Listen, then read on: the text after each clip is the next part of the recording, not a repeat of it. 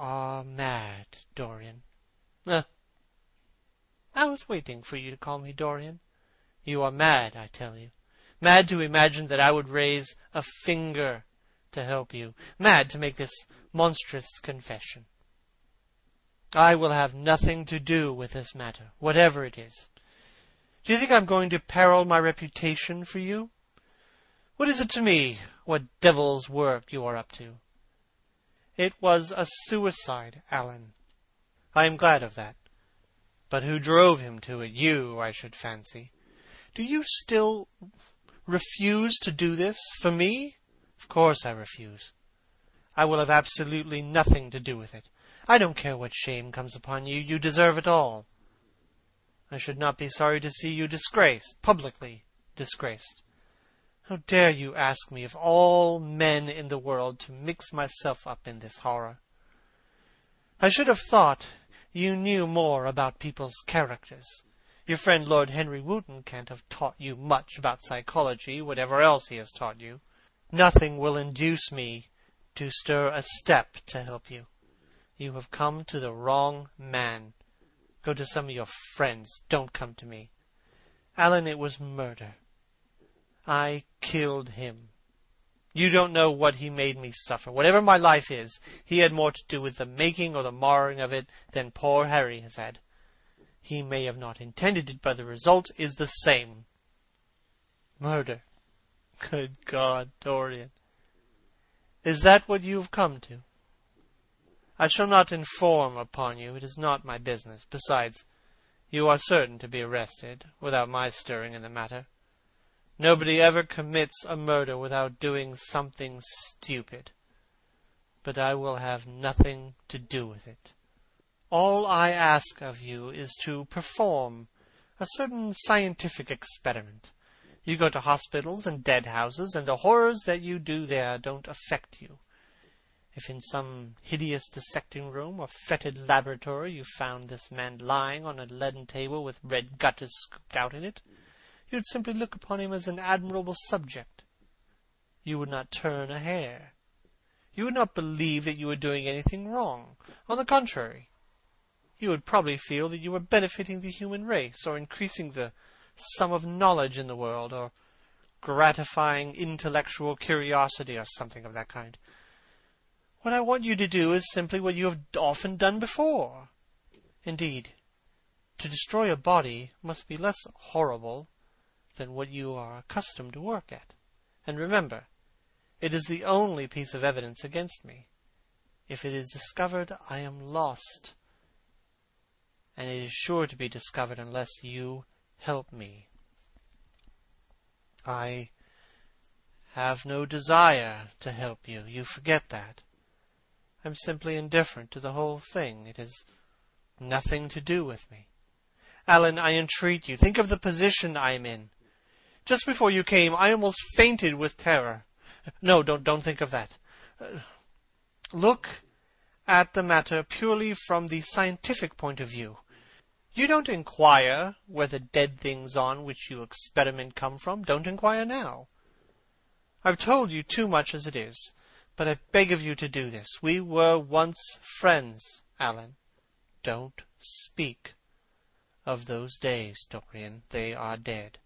The dead linger sometimes. The man upstairs will not go away. He is sitting at the table with a bowed head and outstretched arms. Alan, if you don't come to my assistance, I am ruined. Why, they will hang me, Alan. Don't you understand? They will hang me for what I have done. There is no good in prolonging this scene. I refuse absolutely to do anything in the matter. It is insane of you to ask me. You refuse? Absolutely? Yes. The same look of pity came into Dorian's eyes. Then he stretched out his hand, took a piece of paper, and wrote something on it. He read it over twice, folded it carefully, and pushed it across the table. Having done this, he got up and went over to the window. Campbell looked at him in surprise, and then took up the paper and opened it. As he read it, his face became ghastly pale, and he fell back in his chair. A horrible sense of sickness came over him. He felt as if his heart was beating itself to death in some empty hollow.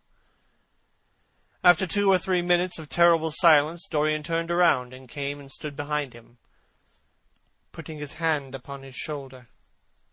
"I am so sorry, Alan," he murmured. "But you leave me no alternative. I have a letter written already. Here it is. You see the address.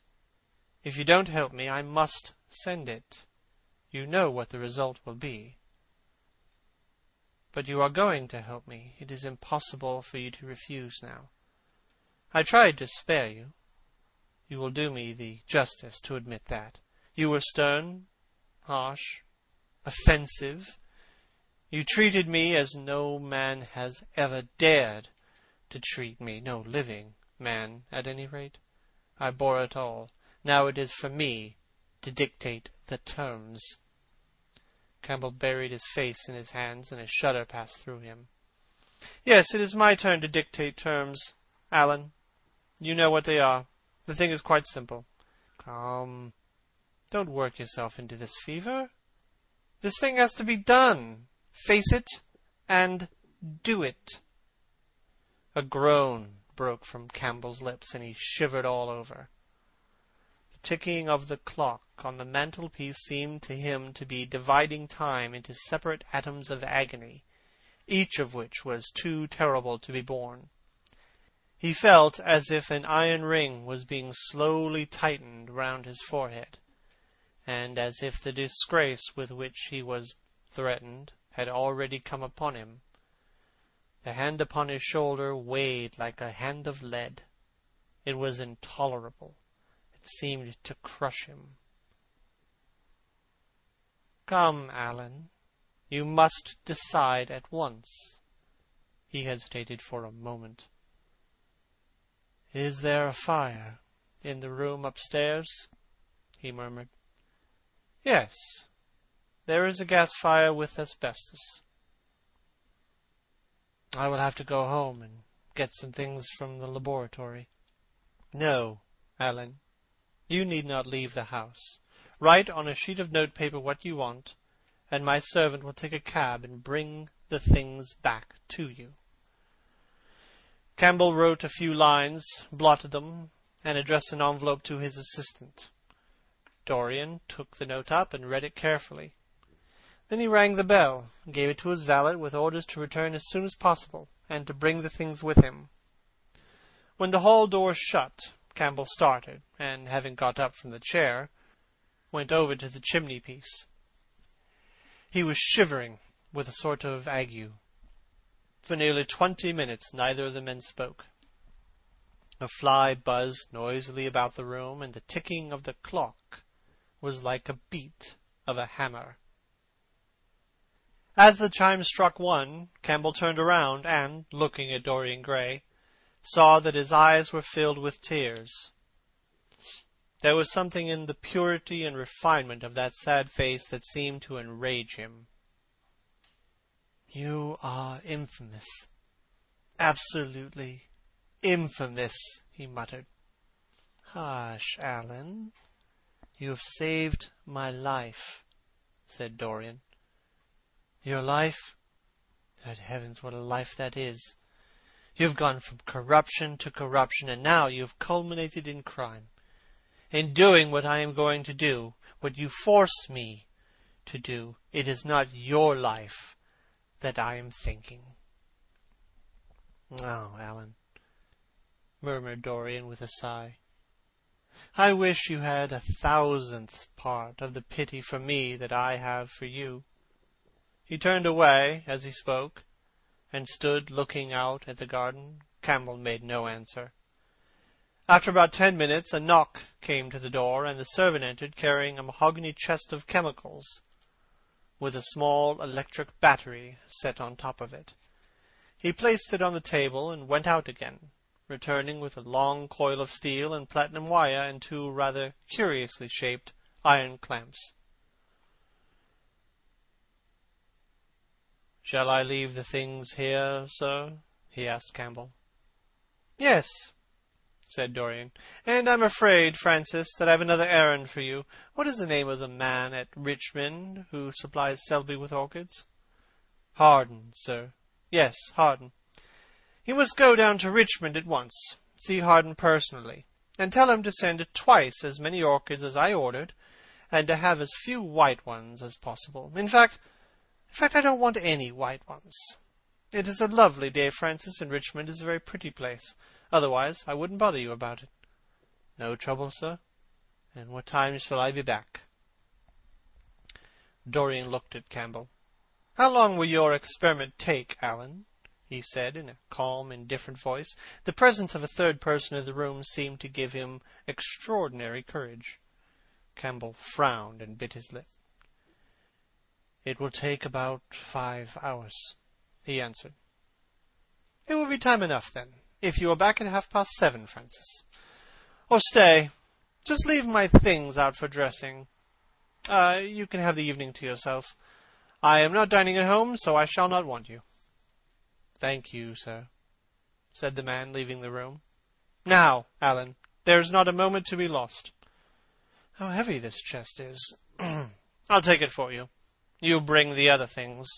He spoke rapidly and in an authoritative manner. Campbell felt dominated by him. They left the room together. When they reached the top landing, Dorian took out the key and turned it in the lock. Then he stopped, and a troubled look came into his eyes. He shuddered.